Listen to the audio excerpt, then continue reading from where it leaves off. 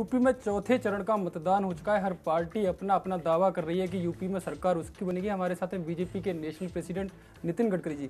नितिन जी, पहली बार यूपी में चुनाव हो रहा है आपके नेतृत्व में। आप पूरा यूपी आपने दौरा किया है, क्या लग रहा है, कितना रेस्पॉन्स आपको मिल रहा है? मुझे मेरा पूरा विश्वास है कि उत्तर प्रदेश की जनता मुलायम सिंह जी के गुंडाराज को फिर से नहीं चाहती और मायावती जी के सरकार के प्रति लोगों में आक्रोश है। और कांग्रेस पार्टी ने पहले ही देश का भ्रष्टाचार और महंगाई के कारण सत्यानाश किया है, तो लोगों के सामने विकल्प के रूप में भारतीय जनता पार्टी है। और मेरा विश्वास है कि फिर से एक बार पूरी ताकत के साथ लोग भारतीय जनता पार्टी को साथ देंगे और जो अंडर करंट है वो भारतीय जनता पार्टी को मजबूत करने वाला है। और आने वाले दिनों में हमारी मेजॉरिटी अगर आएगी तो मुझे आश्चर्य नहीं होगा।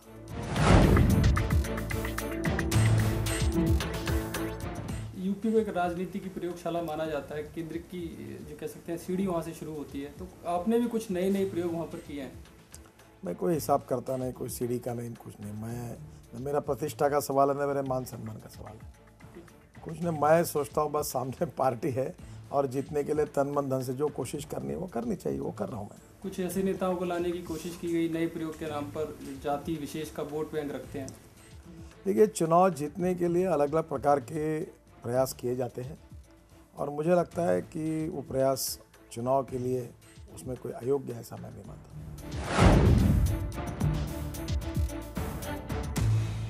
एक राम मंदिर का मुद्दा उठ रहा है काफ़ी दिनों से, आपने घोषणा पत्र में भी डाला, लेकिन हिंदू महासभा उसका विरोध कर रही है।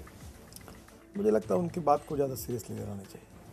क्या लगता है आपको, राम मंदिर मुद्दा कितना गरमाएगा? क्योंकि देखिए, सवाल ये है कि आज इलाहाबाद हाईकोर्ट के निर्णय के बाद अब ये बात साफ हो गई है कि जो विवादग्रस्त जगह थी वो प्रभु रामचंद्र का जन्म स्थान है और वहाँ राम मंदिर बनना चाहिए। और मैं देश के मुसलमानों से अपील करूँगा कि प्रभु रामचंद्र केवल हिंदुओं के नहीं, भारतीय संस्कृति, इतिहास और विरासत के प्रतीक है।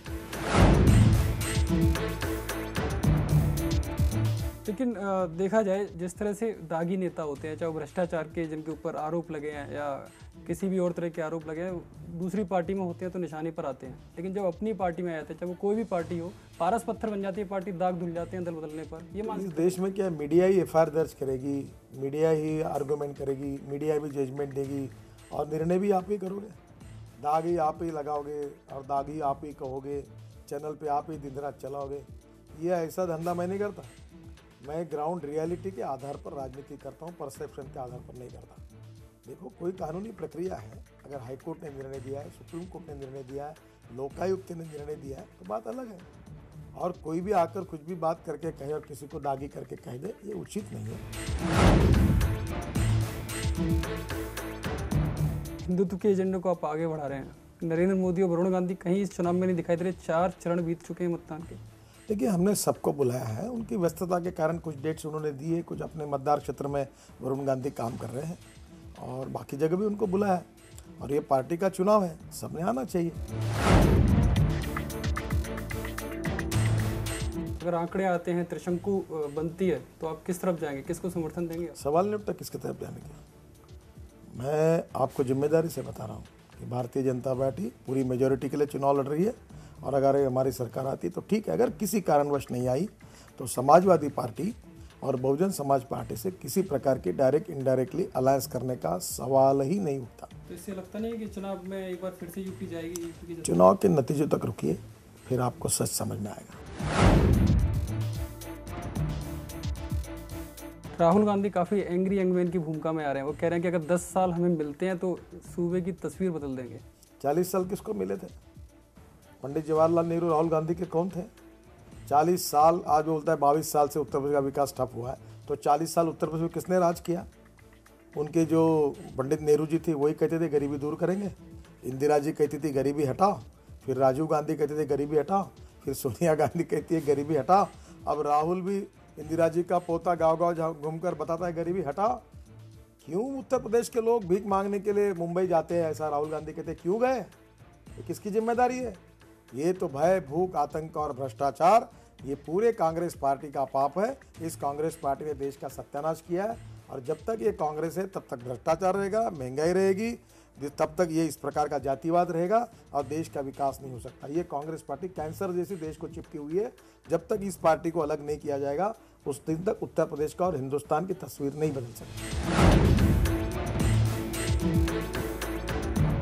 इंडिया न्यूज एक मुहिम चला रहा है कि पेड न्यूज़ के खिलाफ हम रहेंगे, हम किसी भी तरह का उस चुनाव में कोई भी पॉलिटिकल रेवेन्यू नहीं लेंगे, और चुनाव आयोग ने भी पत्र लिखकर तारीफ की हमारी इस मुहिम की। आप क्या कहेंगे इस मुहिम पर? अच्छी बात है।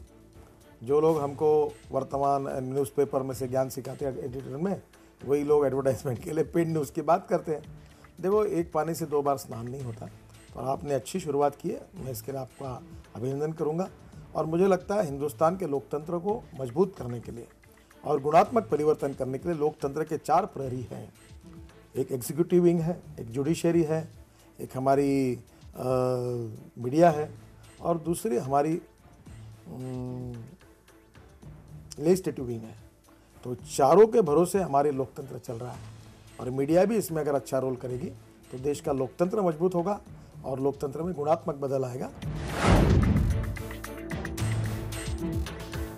अंत में एक सवाल, आप जब से चुनावी दौरा कर रहे हैं आपका काफ़ी वेट कम हुआ है, कि ये चुनाव दौरों की वजह से या ऑपरेशन हुआ है उसकी वजह से है? देखिए, मेरा पॉलिटिकल वेट बढ़ रहा है और शरीर का वेट कम हो रहा है। अच्छी बात है, चाहे किसी भी कारण हो। तो ये थे नितिन गडकरी जी, जिन्होंने सफलता का दावा तो किया ही, लेकिन साथ में दलितों के साथ साथ गरीब जो स्वर्ण हैं, जो ब्राह्मण और ठाकुर तबके से जो गरीब लोग आते हैं, उनके लिए भी एक आयोग बनाने का यहाँ पर वादा किया है। कैमरामैन विवेक के साथ हितेश शर्मा, इंडिया न्यूज़ दिल्ली।